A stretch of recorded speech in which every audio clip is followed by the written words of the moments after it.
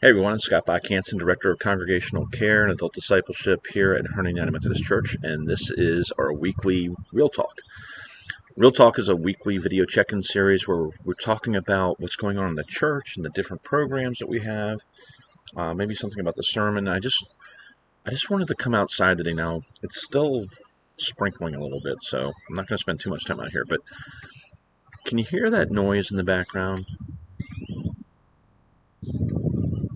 If you can hear it, it's the birds. The birds are back, and they're busy. They're chirping and they're singing, and it's like they're getting ready for new life this coming spring. And so this is a really good time to talk about the opportunities that we have this spring. We are looking forward to doing lots of different things and getting new flowers planted and getting the grass ready and maybe doing some spring cleaning.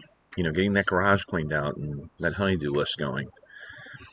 But the other thing that it reminds me of also is kind of what we're going to be talking about this week during the sermon. Jonathan's doing a sermon on reflect on your death, and I thought my topic last week with alleviate suffering was difficult. This one's a tough topic as well.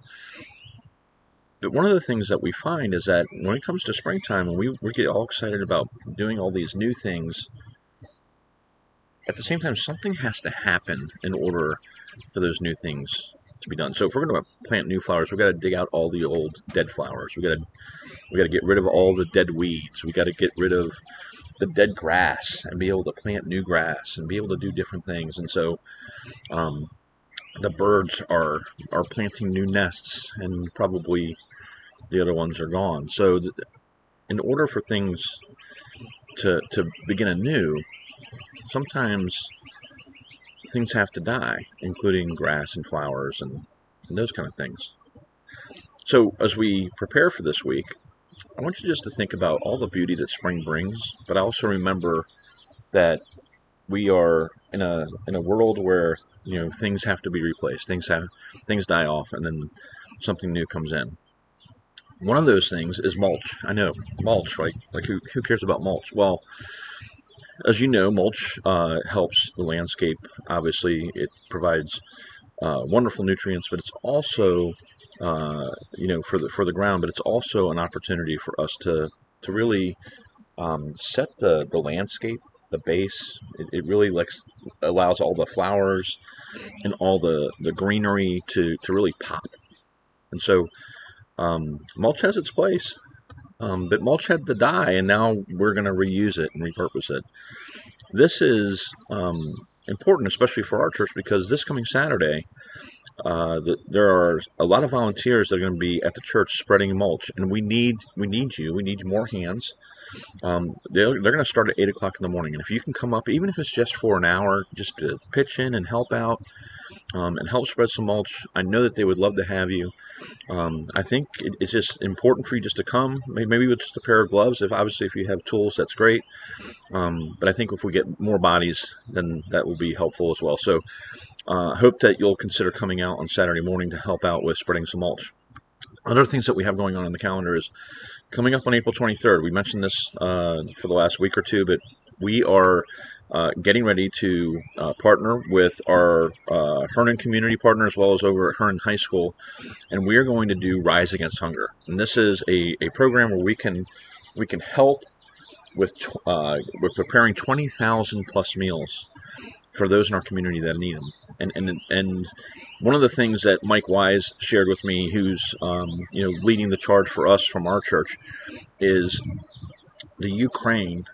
The country Ukraine is one of the biggest suppliers of wheat, and so by doing this, we are indirectly impacting because more than likely all the wheat that we are bringing in is coming from there. So I just really want to mention that because I know a lot of people are trying to find ways that we might be able to help. So I hope that you'll consider coming out for that as well.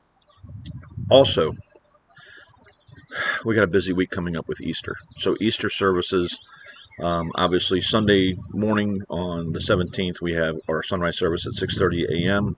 We also have a 10 a.m. in the sanctuary service and also a 5 p.m. in the sanctuary service. So it's going to be a long day of celebration. Before we get to celebrate, though, before we get to celebrate all those new things that comes with Jesus rising up on the third day, and really, for us to understand that, we have to unfortunately go through the part of death. And so we'll have services Monday, Thursday from 3 to 7. Those are just drop-in services. It's a walk-in devotional that you can come in and do. Friday night, we have our Good Friday service, and that will be at 7 o'clock. And then on Saturday night, we have a service at 6:30 p.m. There's a lot of moving parts to it. Your community and your staff are really excited to be able to have these services here at the church. Obviously, last year and the year before, there was not a lot of things that we could do. And this year, to be able to have this service and these services of Holy Week coming up is just a really important piece. And I think it's really important.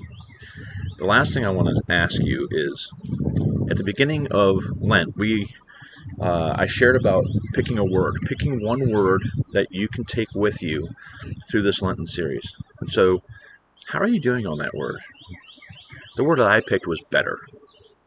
Better because I want to be better at everything I do. I want to be a better father. I want to be a better husband. I want to be a better follower of Christ. I want to be a better leader. I want to be a better supporter of those in our community. I want to be better at praying. I want to be better at the sermons I do.